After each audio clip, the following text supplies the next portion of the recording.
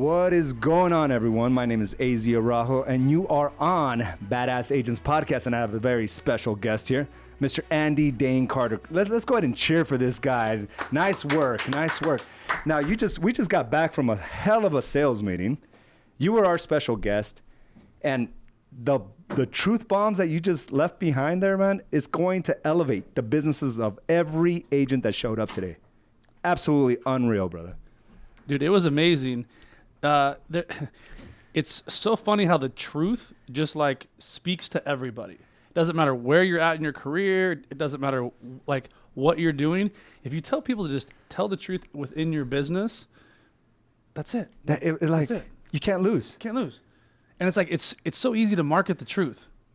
Yet others want to posture the truth, right? Want to kind of put a curtain over it, dress it up, not tell the entire truth. And all these posers out there that go out and rent a car, take out every penny they have in hundreds, and pretend like they have something. Yeah. Like, why don't you just go create a real business, put your head down for 3-4 years, and then come.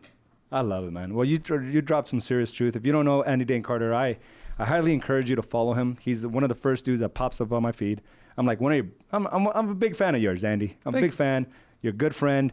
And, you know, what you were able to tell, though, what I really loved about it is that, you know, your training and your thought process, it's something that can work for everyone. It's something that I've been living here for the last 5 years, right, is to live by the truth. Not only that, but to work on all aspects of our lives. But what I loved about this is that you just solidified everything that we train at the office. And it just goes to show if anyone was doubting it, like you just solidified it for us. So thank you for that. But tell me a little bit about what's going on in your neck of the woods, man. What are you up to? What do you do? This is obviously the Badass Agents Podcast, and I brought you here for a specific reason. Yes, you're a serial entrepreneur. Yes, you got a lot of shit going on, but at the end of the day, you're one of these guys, right? A badass agent. That's how I got started. That's how I got started in the game of real estate.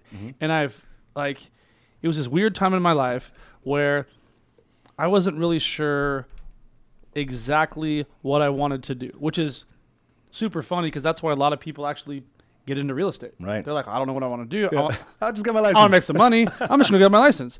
I was literally teaching yoga and racing triathlons. And I hadn't worked in like a year because I was coming from this crazy corporate job and I was a wine sommelier and I was like 50 pounds overweight and I was just burnt out. I was just broken and unhealthy. And I was just like, how am I going to keep this lifestyle that I've created that's actually made me happy? Like, I liked going to yoga. Yeah. I liked being healthy. I liked being happy. So I don't want to go back into corporate.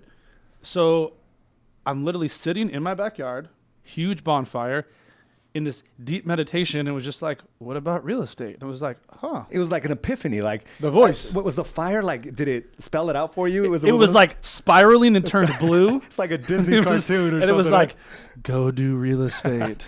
But you listened to it. I wish, but no, it was so crazy because there was this guy he was at the time, he was living with me and he was a real estate investor.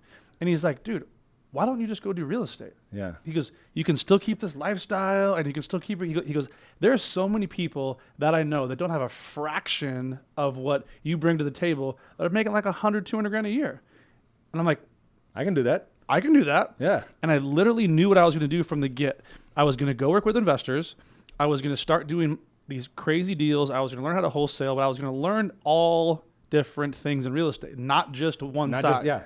And that's what a lot of people believe. It's just one-sided. But there's so many aspects, like the investment part, the wholesale side, the flip side, the real estate side, the selling real estate. There's just so many angles to this game. That's unbelievable. There's so many ways to win in real estate. So like you can find out what works really well for you and stay in that lane. I'm just a crazy person, so I wanted to stay in all lanes and figure this whole thing out. I became a short sale specialist, a distressed property expert, a probate specialist, REO specialist. I like blanketed that space so I could work straight with investors and bring them value because I didn't have any money. You know, I had like $400 in the bank when I started. It was a wrap. So it was either I was going to figure this out or I was going to have to figure out something else, and I don't want to give up this incredible life that I'd created.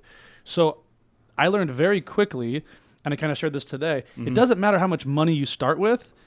It's all about how many deals you can acquire, or how can you get deals, or how can you put yourself in positions to have some kind of asset or some kind of piece of real estate that somebody else might want, like an investor. I built that network really, really quickly. That's beautiful, man. And now you've grown a real estate empire that also includes like a media company, right? You also work with different companies to get their, I guess, their branding known or their just message out there. 100%. So, and it's so weird how these things all just kind of feed each other. So it was supposed to be real estate. That's what I was doing. Real estate. I was doing really well in real estate. But I also had a very small network and no one really knew me except my small network. And I started to feel, okay, well, so what happens when these like 12 investors leave or I'm dead in the water? You're dependent on a small group of individuals. For everything. For everything. I hated the way that felt. And I started to feel like I'm getting left behind. Like what's going on with Facebook? What's going on, with Instagram and social media? I go, I don't even have a website. And I'm killing it. I don't have a website. Yeah. So I decided to go all in on marketing and myself and figure this out. I love that. And I hope everybody catches this because we have, newer agents that listen to this, also seasoned agents that have seen this entire industry get turned up and flipped upside down, right? And a lot of them are lost. They're constantly battling this whole aspect of, I'm not that guy that should be on social media. I'm not that person that should be here. I don't know what's going on. And they tell themselves that story so often that they just buy into it. And they see these new aggressive agents, these millennials, and it doesn't necessarily need to be millennials, right? Just coming in and just doing the things that work, which is being out there on a consistent basis. And that feeling of being left behind, oh, dude, like, that's awful. It's the worst. It's the worst feeling. It creates all this like super crazy anxiety for me. But it's so funny because it was just the voice leaning in really hard. Like, you're not being left behind, but we're going to make you feel like you are. Right. So you go real hard. And I went in so hard and so fast and just so deep. I was just like, I need to learn all of this. That probably within a year, I was like, wait a minute. I'm way ahead of the game now. Oh, yeah. And I'm getting all of these crazy, tips and hacks and opportunities and strategies. I'm like, now I need to give back. Like, I want to help people do exactly like all this stuff that got me here. And it's so easy now because we all have phones. Like, everybody has a cell phone. Like, you can be your own media company if you have a smartphone. Like, there are homeless people that are rolling around with phones. Like, you're a media company first, and especially if you're in the real estate space, like, there's no reason why you cannot dominate your zip codes. There's just none. You have no excuses. And it's something we talked about today in our meeting. It's like, if you want to be a good realtor, good luck. Hey, that's great. You're a great realtor. Awesome. You're also going to be a broke realtor. Because, what used to work back then no longer is the thing. Yes, you have to deliver. That's a given. If you're in a profession, just deliver. That's part of the equation. So that doesn't make you great. That just makes you doing your job. Being a marketer, now you're in the game. If you're in the marketer first and foremost, and that's some of the techniques, and he gave us some insights on Facebook, on Instagram, some of the things that we have to do on a consistent basis to make sure that we separate ourselves from the masses. And in Arizona, where we're at right now, there's like, Andy, there's like 40,000 agents in this like small, dense area. 40,000 agents. And everybody is gunning for the same listings. Everybody's gunning for the same demographics. The only way to separate yourself is to not just be a real estate expert, like we talked about today. Yeah, like, expert. You have to go full gas, and you have to, like, there's so much market share out there if you're willing to go get it. But the only way to go get it is to be exposed and expose yourself to the market and get market trust. I talk about market trust a lot because it's really important. The only way someone's going to trust you is if they get to know you. And there's a very good, great, amazing, free way to let people into who you are as your core by just posting videos. Here's the thing. Everybody's so hung up on, this and that with personal branding. All personal branding is it is a digital version of your word. It's a digital version of your code of ethics. It's a digital version of your business card. It's just validation that, like, you're doing a good job and adding value over and over again. And sometimes it is the validation, because you could tell them the same thing, but if they watch it on video, they believe the video, even though you were the one speaking on the video. 100%. And it's just crazy how the whole thing works. But it's insane. And I get asked that a lot, like with our company, because we were relatively unknown a couple years ago. Like, we were minute. And then we blew up, right? And it's not necessarily because of the agent count. We don't have 1,000 agents by any means. We just have a lot of productive agents that have grown their business from nothing, just like us. We were small to now blowing it up where they're growing their businesses 10, 20x. And people ask me, well, how did you do it? Cell phone. Hey guys, this is AZ Araujo, founder of AZ & Associates. And going through that and battling my own fears, battling my own objections, and just putting myself out there. And here's the thing that happens, people are so caught up on, when is the best time to post? When is this? Or how should I do this? I was just concerned about building my skill sets and developing an appreciation for who I am. And the more I did it, the more confident I grew, the taller I stood up. Like, you should see me. You see me walk, man. I'm like strutting, dude. I like walking air. And it's so cool to see you now. And then those old school Facebook videos that you see of AZ without a beard, with like a suit that's like 6 sizes too big. Like, I was always wearing good suits. No, that's true. That's true. He has such a different level of confidence now, but that came from reps. He didn't just wake up one day and do a Facebook Live and have all this confidence. Dude, I messed up so many times. I had people telling me like, "Hey, your grammar's off. Hey, what does that mean? Well, you're stuttering." That's like, I'm trying to get better. Mm-hmm. Big deal. Like, I'm doing it. What are you doing? And it's having that proclamation. It's almost putting like that stake in the ground, saying, "Hey, I am standing up for myself, and I'm gonna get to know myself." Because for a long time, Andy, I'm sure we were talking earlier today as we were having lunch. There's this game that comes from just posturing. It's almost natural. Like, we all think that we need a posture for some reason, right? We need to show our success, or we need to let others believe that we're at a certain level, that we lose ourselves. Mm-hmm. And what this simple process of getting to know myself while growing my companies, which I didn't know was going to happen, while growing my certainty, was just an appreciation for myself. And that's everything, is the appreciation part. Dude, it's insane, because when you walk into a room with nothing to hide, when you walk into a room with no shame, like, you're the single most powerful person in the room. And that's something that is just, I can sense it from you from 2 years ago, from last year. Like, every time I run into you, it's a new level of certainty, and not arrogance by any means. Mm-hmm. Dude, you're dressed to the nines right now, but I don't get that. The suit is not making you. I'm looking into your eyes. I'm receiving your energy, and it's like, this motherfucker is this, but I'm clear. Like, I'm clear in my truth. Once that happens, once all the crap and the fears that I've had to go through, just like everybody else, it becomes a weird level of certainty that keeps getting reaffirmed by the work. The work never stops. Like, you have to keep doing the work or you become complacent. But it's fun for me now. Like, it was really hard. And I would say this a lot. Everybody sucks in the beginning. Like, I don't care who you are, you suck in the beginning. Or what you do. I love that. Or whatever you do. Whatever you start to do, you're going to suck. You're going to suck. So know that going in gives you permission to fail fast. And when you can get up and dust yourself off and keep going, it's crazy powerful. And it builds your confidence. I'm telling you, I stuttered really bad growing up. I was a terrible student, super dyslexic, could barely read. And then all of that compiled on all these stories that came from my teachers and my, mom and everybody's, all of these stories that got bashed into my head. I had to rip those stories out and tell myself new stories based on the truth, because that wasn't the truth. Yeah, and a part of the conditioning process, right? When you start living in truth, it's like, okay, well, once I start doing these things, once I start discovering myself, then my business is just going to get better.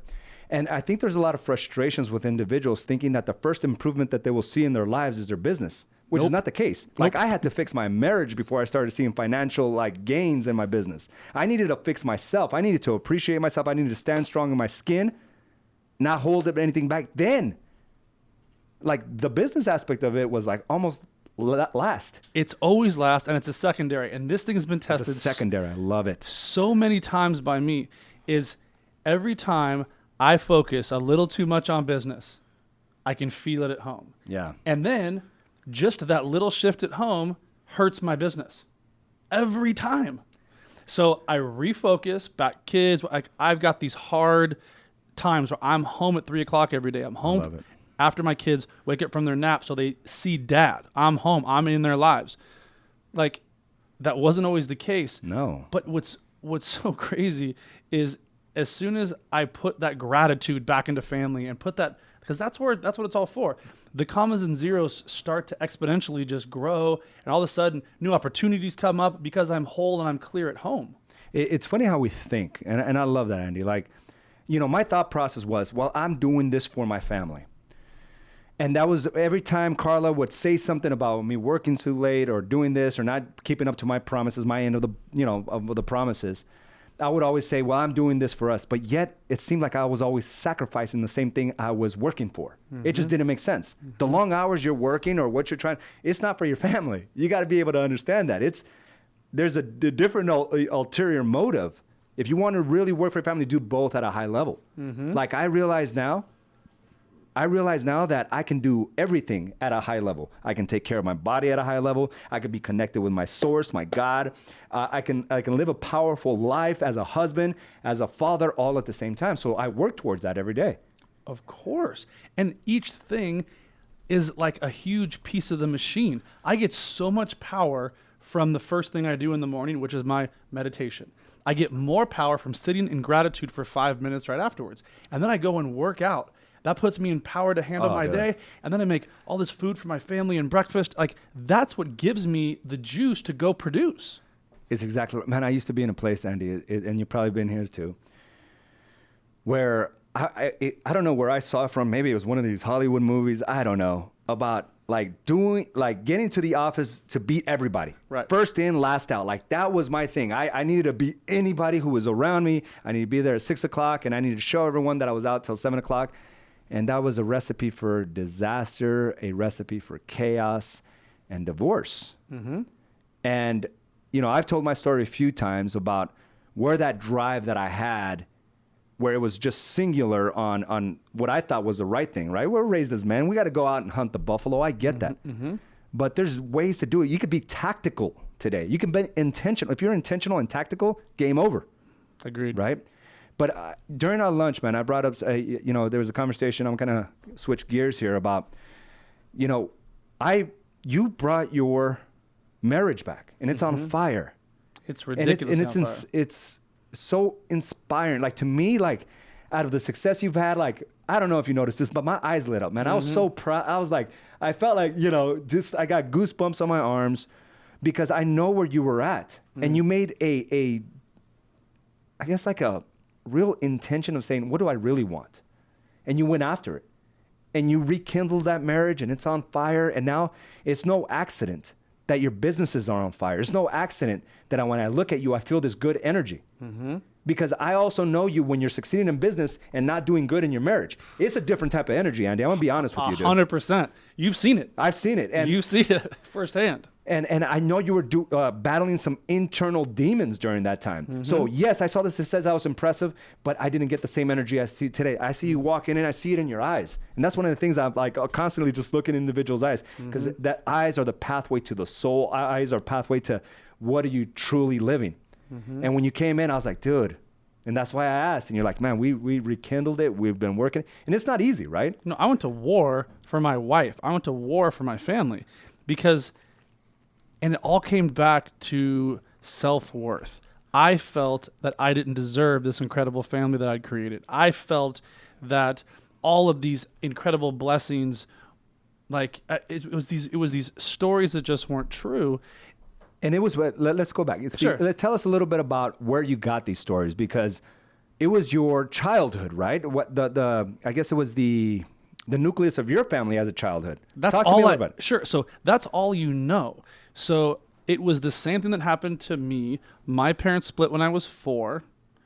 So by 5 years old, 6 years old, I was completely fine with divorce because that's just normal. Hey, that's part of my life. It's part of it. They happened to our parents, so let's just. So I'm just gonna play the tape forward, and I'm just gonna keep 200 years of this crap going forward and into the same thing.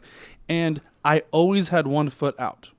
That was always just part of. It was just like, slowly It part was of a my. fact. It was a fact that, like, okay, if she pissed me off or something happened, I'm gonna be out. All right. She's gonna get some stuff. I'm gonna get some stuff, and our kids are gonna be totally thrashed. But whatever. That was always an option. It was always an option. And I think that's key to anything that we talk about here, guys. Like in your marriage, for your body, for your business. It's the reason we may not be succeeding at that level is because we've left that an option to fail, an option to leave, an option to not do it. And it's when you make it that it's not an option. Carla and I said, we're not going to say divorce anymore unless we really mean it. Because we were throwing that thing around like it was confetti. It's like, divorce. We were all, dancing in it. And it just became part of like 1 foot in, 1 foot out. And until, like you said, there was real intention of what do I want, and then not making the other option an option, things just change. We completely burned the boats, and it was so crazy for me. And this was something that I heard, but it was something that I really needed to hear.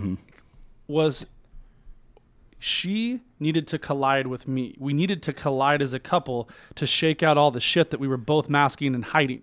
So I happened to hear this thing called divorce cannot be off the table unless it's on the table. And I was like, interesting. So what I did is I created this scenario where that was real. So now divorce is on the table. Okay, it feels terrible. I feel this guilt and shame towards my children. I don't like the way this feels. Man. How can I fix it? Yes. Well, you've been kind of screwing up for a year straight. This is going to take a while. This is not going to be an overnight fix. Yeah. You're going to have to go to war. Cool. I'm all in. Boats burned. Nuked every single bridge. My wife knows now, without a shadow of a doubt, I'm not going anywhere ever. Dude, I love that. Like, and the no way matter Carla, what. The way I put it to Carla was, I am man enough to handle you. So like, bring me everything. I will stand strong and I will be here. And it's that proclamation. I think a lot of men just pussyfoot around it, dude. They're like, get their feelings hurt. And it's like, dude, what do you want? Like, deliver as a man, deliver as a businessman. Quit fucking bringing financial problems to the household. Like, go fix that shit. Strong women want strong men. Period. The end. So many times. And the reason why women lead divorce rates, and this is just my take, you don't have to buy into it, you don't have to believe me, is because they're like, well, I can do it on my own. I don't have to prop you up every day, try to say you can go do it. I'll just do it on my own. So they lead the divorce rates. They did it by filing it because they're like, well, if you're not going to handle it, I'll handle it all on my own. And it's like, okay, we need to just come in powerfully. I'm not saying tyrant-like. I'm saying powerfully. Like, go deliver. If you have a business, go make it successful. If you have a kids, go be a good dad and be a good husband. This shit is not that hard. It's not. That's the other part. Like, it is not that hard to be a good dad. It's not that hard to be a good husband. It's not that hard. Like, these things are simple. It's we love to complicate everything. Yes. So we can give ourselves an out. Yeah. So we can blame the other person. That's right. Oh, this didn't work because of this. Yeah. No. You're always the problem. It's my fault for everything forever until I die. It's all my fault. Yeah. And it's funny because I think we all have that little voice that constantly speaks to us, and it's us avoiding it that just really puts us in a deeper hole each and every time. And I used to be in this place where I would feel guilty, and I would walk around with weeks and months of this guilt of like, I'm not showing up for my kids. So I would beat myself up and run this story of like, I wish I could spend more time with my kids, and I wouldn't do anything about it.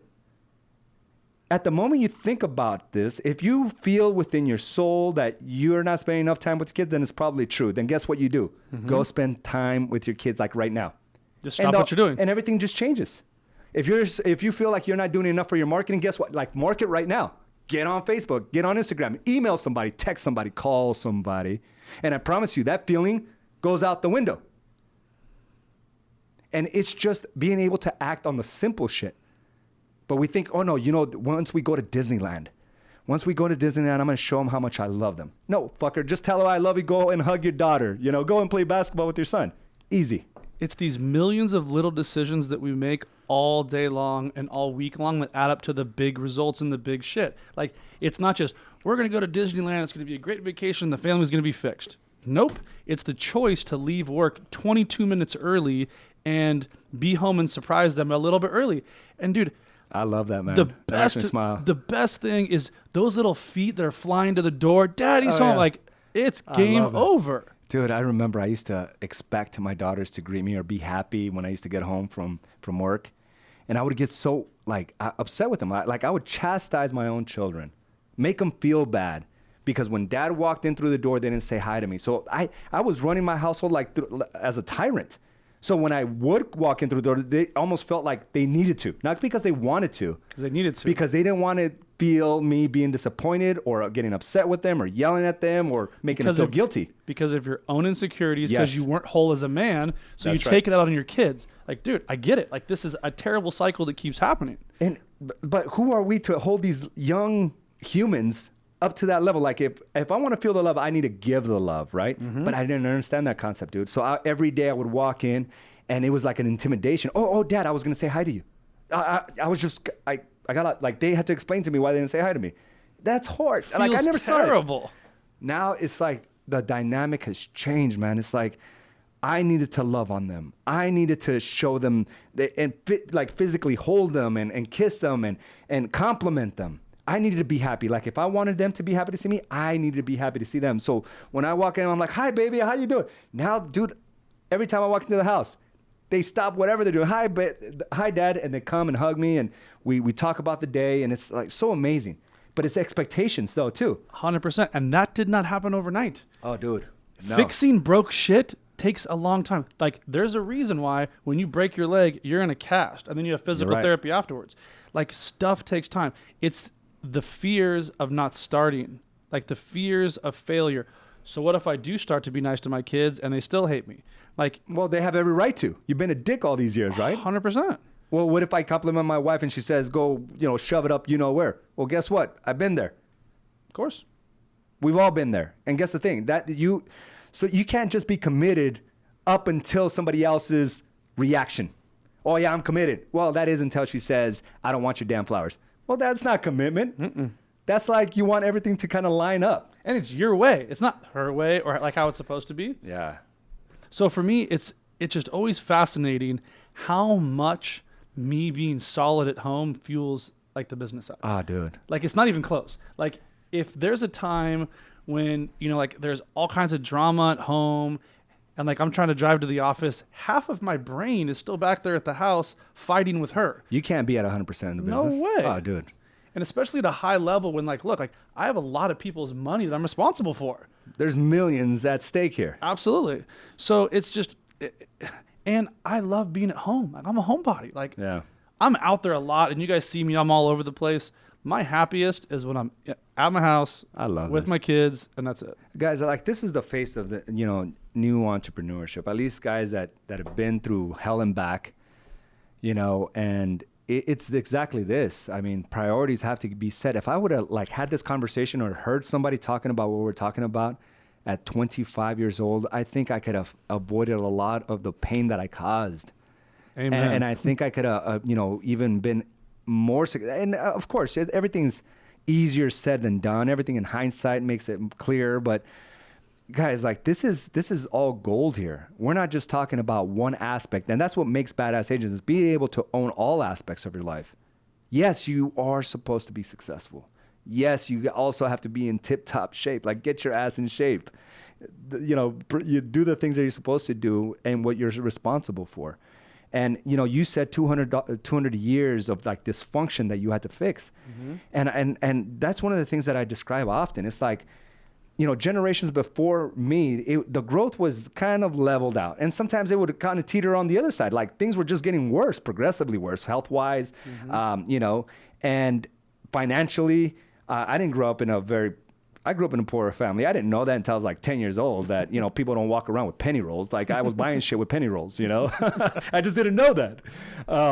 But I know that generations ahead, there's going to be a specific point where everything just shoots up vertically. And I know generations, my kids, my great-great-grandchildren will know exactly when the shift occurred. Of course. They will look to me and Carla like, holy shit, here's a new standard. And what's so cool about that is going to solidify your legacy forever with your entire lineage. That's why this is so important. Do you know what I would give to listen to my like great granddad and his buddy do what we're doing right now? Oh, like, bro. Oh, I can't, 200 years ago? I can't imagine. This is what it's possible. 200 years from now, my own kids are going to watch this and watch us together on whatever they do. Holy shit. So this is why I'm putting this stuff out there for so many and so hard. It's like, it's not just about me. I'm trying to make an impact for my kids that aren't even born yet. Dude, that is a beautiful, and that's the kind of, I think, responsibility we have to take it on. We have to see it like that serious. We can't live a lifetime and then not leave anything behind. Imagine that. That's just a wasted life. Our point is to be able to leave something behind for the next generation, to take where we left, kind of like a baton, and go from there. Not like you're gonna start from the same place I did. Like that was our mindset. I know. I'm not gonna give. Well, you have to work hard for it. It's like, dude, like. I want to leave the whole planet better than I found it. Dude, absolutely love it. Absolutely love it. Let's see who's with us right now.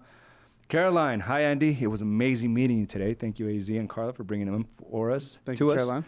And all that you do. Thank you for that, Gabrielle. So good. So thankful. My paths crossed with both of you. So awesome.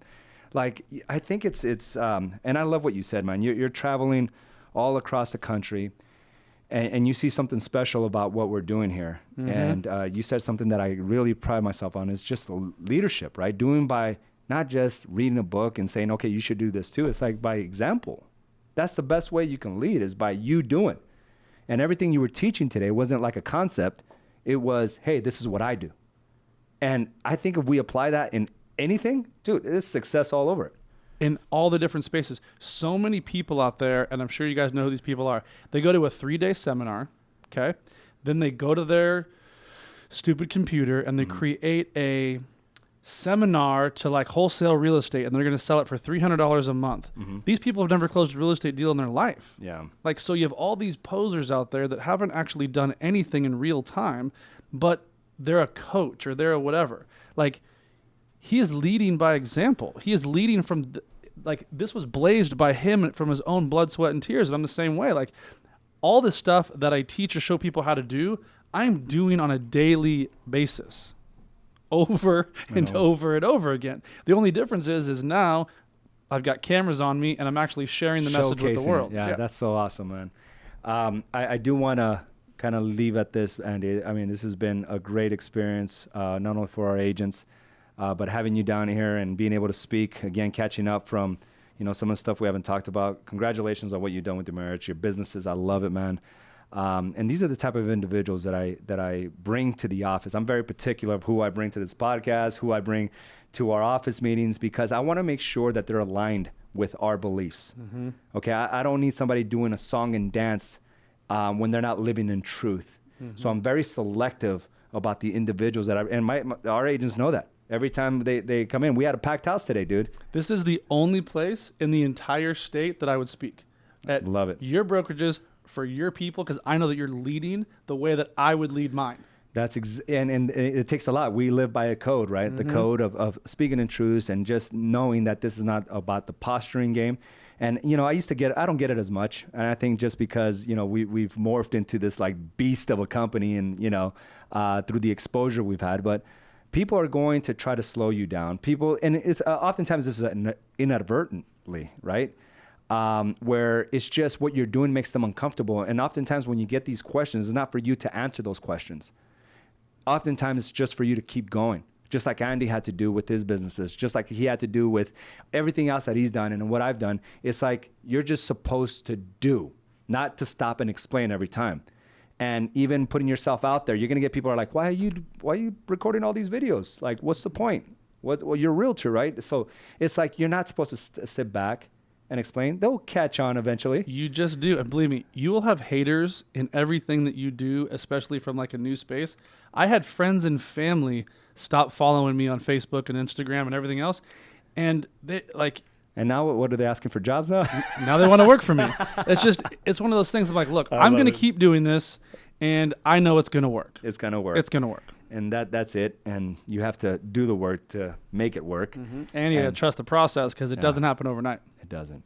Now, Andy, like I always end this podcast in a very similar way. Like, what would you tell a young entrepreneur, maybe someone get into the real estate space or has been in the real estate space and it's just kind of going through the monotony of things, can't jumpstart their business? What are some of the things, or what are some of the skill sets, mindset maybe, that they need in order to get to that next level? Not to the ultimate success, right? You can't say, hey, if you're only making 50, this is how to make $1 million. Like, just to get their next deals, get their next, just confidence in general to keep going. What would you tell those individuals? What is something that they need to do right now in order to steer the ship in the right direction? It's very simple. Give yourself permission to learn and to win. Because if you give yourself all the permission in the world, then you'll start new stuff with a different level of confidence. But if you're trying to do it for somebody else, it will never, ever, ever work. These are little things that you can just add together. For one thing, for me, social media, if you're in the real estate game and you're one of these badass agents up here and you're not like crushing Facebook and you're not crushing Facebook stories and Instagram stories and you're not doing a podcast, you're leaving money on the table. Like, your social currency and your brand are important. People buy and sell homes from you. The only way they're ever going to get to know you is either in a meeting from a listing presentation in a living room, or you can slowly get market share and gain their trust over time digitally. This does not cost a lot of money. If you have a cell phone, you can do this. So take your fears, unlock a new belief system that it's possible for you, and just go. Love it, man. Love it. And we talk about this, for entrepreneurs, people want to know who you are as a person. So you are the product. And we talked a little bit about that in the sales meeting today. Mm-hmm. You got to see yourself as a product. The homes are not the product, or whatever you're selling as an entrepreneur is not you're the product. So you got to package and promote your product. You have to promote you on a consistent basis. Andy Dane Carter, thank you so much. Where can people follow you before we take it? Where can they follow you, and how can they reach you? And what are some of the products maybe you offer? It's super simple. It's just my name, Andy Dane Carter, at Facebook, at Twitter, at Instagram. I spend a lot of time on Instagram. Same thing with YouTube. I have a very successful channel there at YouTube. I also have a podcast called Bulletproof Real Estate with Andy Dane Carter. You can just subscribe. You can type my name into Google, and I do have an amazing book. It's called 100 Doors, and it's the blueprint on a lot of different things in real estate. It's only 100 pages long, and it's free on my website, andydanecarter.com. All right, guys. Well, thank you again for joining us for another episode of BadassAgents.com. If you're an agent in Maricopa County, I highly encourage you to visit us on empire.vision to learn more about A's and Associates and find out if this is the place for you. Thanks again for joining us, and we'll see you on the next one.